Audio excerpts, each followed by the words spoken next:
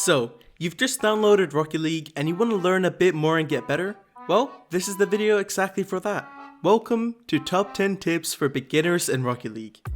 And by the way, if you do end up enjoying the video and you learn something from it, please consider subscribing to the channel. It's free and you can always unsubscribe at any point. Tip number 1. Camera settings and camera shake. To start off with Rocket League, you want to turn camera shake off and keep it off. This allows you to get a better feel of how you're hitting the ball and helps you get better control of your car. And having camera shake off at all times also helps you in the long run when you're learning how to do aerials. So, we've both now established that having camera shake off is very important. Going away from that, however, we have camera settings. This is one of the biggest and important settings you want to change immediately after getting the game to have an advantage over other newer players. Having good camera settings also helps you feel more comfortable whilst playing, and it overall boosts your enjoyment of the game. And with that said, they also play a massive role in getting better. That's why almost all pros have similar camera settings.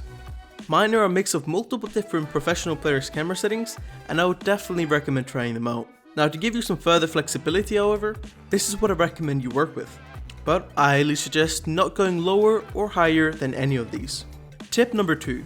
Free play and bots. Whenever you're not in a game or simply want to get better at something specific, free play is your best friend and can be used for a variety of different things. This will allow you to improve not only faster, but more efficiently as well. Maybe you're trying to get better at shooting? Then use free play. You're trying to improve at using flips and boost? Go into free play. If you're trying to get better at pretty much anything to do with mechanics, you play in free play. And well, there's a reason for that. The highest rated Rocket League players spend hours upon hours to this day just in free play alone. So you can tell that free play makes a lot of difference in improving in Rocket League.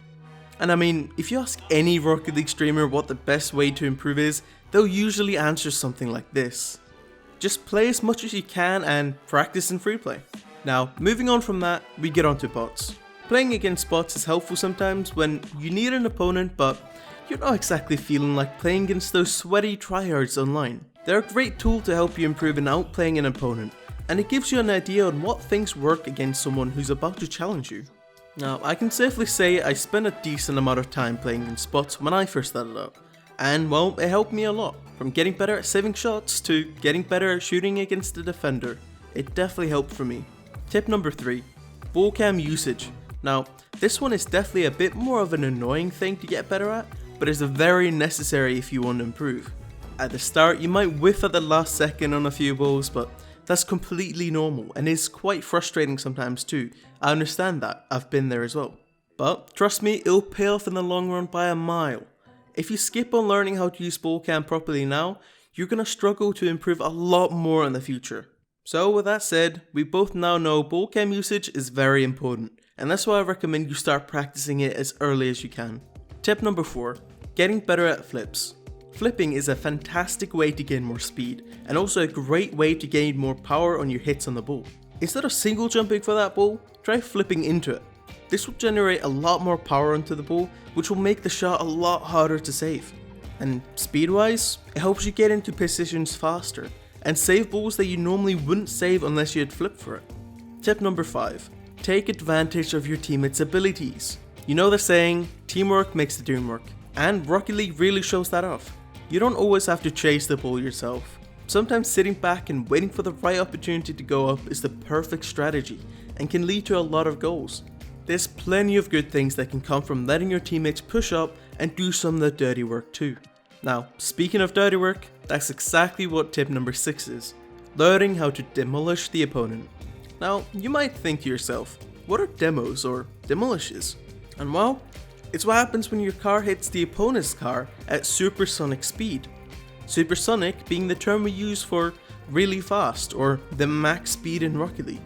You see that trail at the back end of your car? That's when you know you've hit supersonic speed.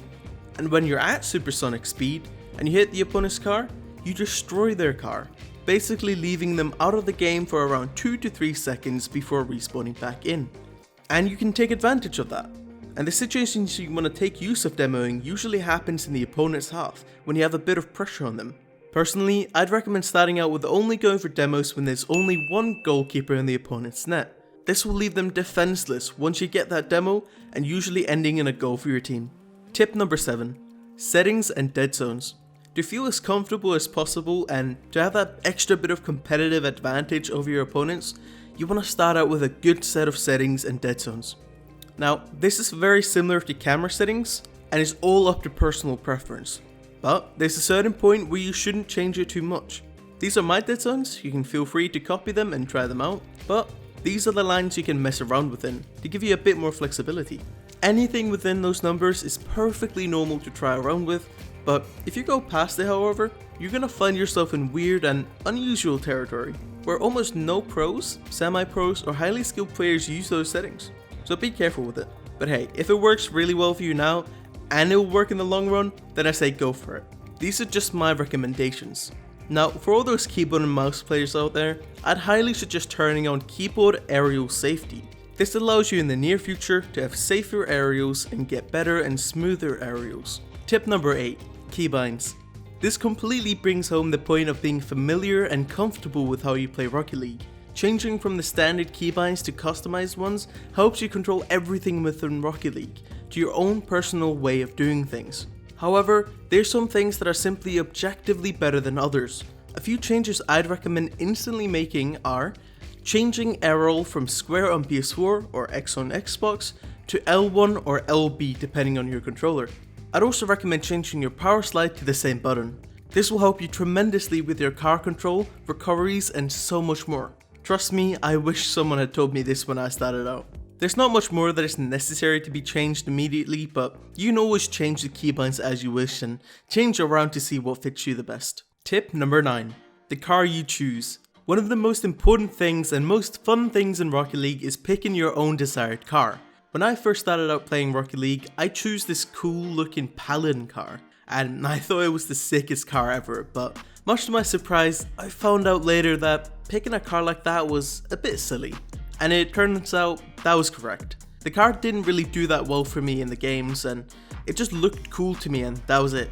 Nowadays however, people are a lot more competitive and the cars most people frequently choose are Octane and Fennec, which have the same hitbox, and Demolishes, which has its own hitbox. And there's a good reason why people choose these cars as well, and it's because it's simply easier to get good with and has a better hitbox than others. A good reason why is also because it's easier to visualize the hitbox itself whilst using it. So when I say think carefully about the car you pick, I'm really just saying you should use one of those 3 cars. But weirdly enough, that brings me to my next point. Tip number 10, just have fun. In the end, it doesn't really matter which car you choose as long as you're having fun. I mean, I have a lot of fun just messing around with this weird goofy car. I mean, look at it, it looks like a bull. And hell, I even get better using it. As a lot of the time when I use it, I'm just messing around having fun with friends. And I improve a lot more when I'm just having fun. So I guess the biggest thing to take away from this is, remember that this is a game. Try and have fun with it. Try and have as much fun as you can messing around with friends in private matches and even in ranked on your journey to becoming a better player. Because that's what it's all about. Making long-lasting memories whilst playing this amazingly fun carball game.